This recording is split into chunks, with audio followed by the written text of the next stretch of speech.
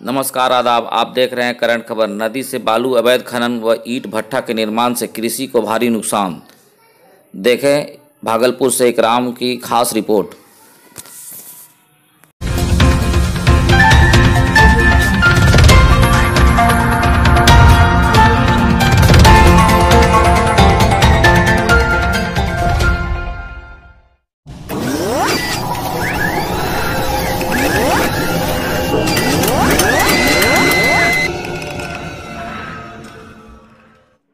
नमस्कार जौहर, आप देख रहे हैं करंट खबर। मैं हूं आपके साथ पूजा गुप्ता। चलिए आगे बढ़ते हैं खबरों की ओर। नमस्कार। आज मैं आपको एक ऐसी नदी के बारे में बताने जा रहा हूं जो कि खास तौर से सिंचाई के लिए बहुत ही प्रसिद्ध हुआ करता था एक ज़माने में।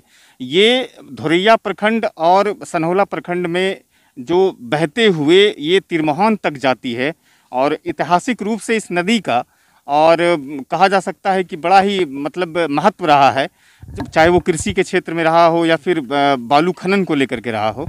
पिछले 15 सालों से ये गेरुआ नदी है और गेरुआ नदी में जो सिंचाई की जो साधन थी, जो बगल में जगह जगह पर सिंचाई के लिए जो फैसिलिटीज़ दी गई थी, जो एक बहुत बड़ा नलकूप था जहाँ से सिंचाई होती थी, वो सारी आज बिल्कुल मलबे में तब्दील हो गई है और यहाँ पर केवल देखने योग्य रह गई है।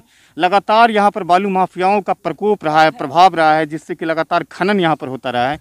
और इस नदी को दो प्रांतों में बहने वाली नदी भी कहते हैं। झारखंड और बिहार होकर के बहती है और सैकड़ों गाँव से होकर के बहती है। न केवल हजारों और लाखों हेक्टेयर इससे भी सिंचित होती थी यहाँ से जो पानी सिंचाई होता था।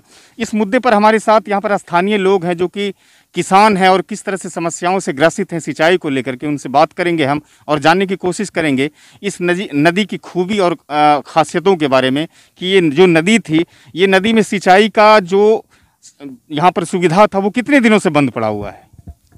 15 साल से। 15 साल से बंद है और हम लोग बचपन से देखते आए हैं कि हम लोगों का आने वाला जो पीढ़ी था वो लोग यहीं से सिंचाई करके अपना खेत और खलिहान का सारा काम पूरा करता था।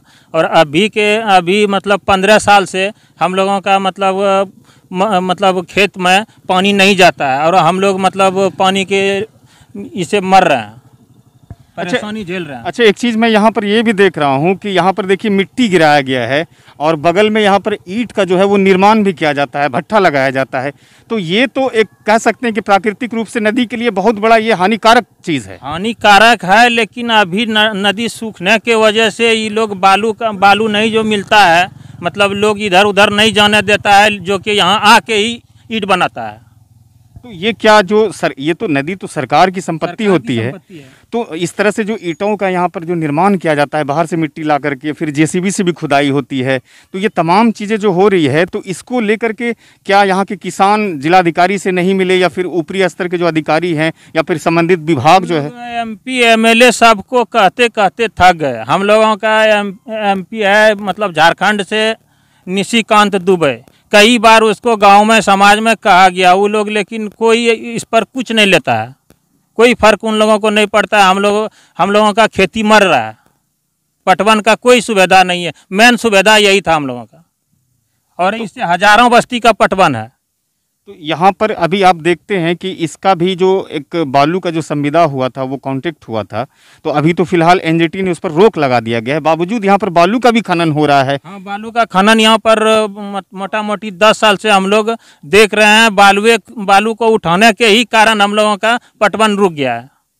तो ये देखिए यहाँ पर ये सिंचाई जो किसान है वो जो सिंचाई से त्राहिमाम है, इस नदी में से जो पहले सिंचाई हुआ करती थी वो अभी वंचित है पूरी तरह से। तो आप देखिए नदियों का भी किस तरह से लगातार यहाँ पर बालू का खनन हो रहा है और ये काफ़ी प्रसिद्धि प्राप्त नदी है, जिसको कि काफ़ी लोगों ने अपने सामने से देखा है यहाँ पर सिंचाई होते हुए। लेकिन एक लंबा अरसा हो चुका है, 15-20 साल का, जिससे यहाँ पर सिंचाई की व्यवस्थाएं चौपट हो गई है और वो इतना गहरा हो चुका है, खनन करने वाले यहाँ पर जो थे माफिया थे वो इतना गहरा कर चुके हैं इस नदी को कि यहाँ पर अगर पानी का लेयर भी स्तर भी अगर ऊपर उठता है तो वो सिंचाई के माकूल वो नहीं होता, उस लेवल को वो उस स्तर तक सिंचाई करने का जो एक साधन होता है वो खेतों तक सिंचाई यहाँ से नहीं पहुँच पाती है।